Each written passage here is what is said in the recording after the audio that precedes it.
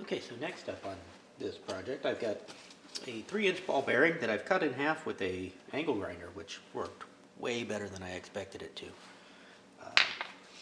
So I'm going to use half of that, and I'm going to weld this kind of paddle-shaped piece that I forged out real quick, and then took to the sandblaster to knock the scale off of. I'm going to weld that to the back of it, and that'll make our top tool that we'll then use to make our bottom tool.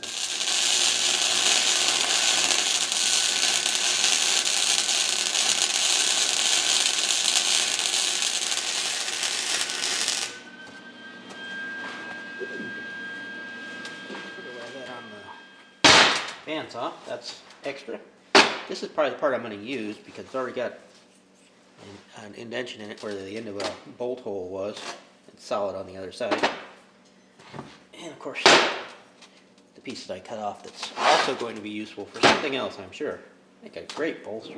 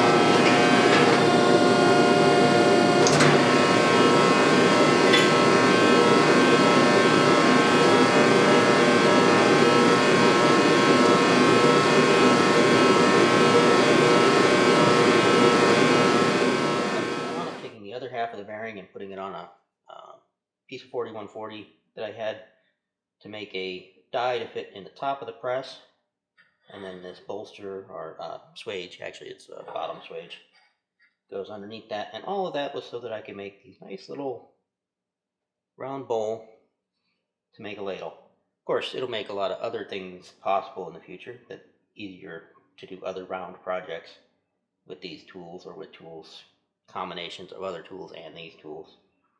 But not the easiest way to go about making this little bowl, but it'll make future little bowls much easier.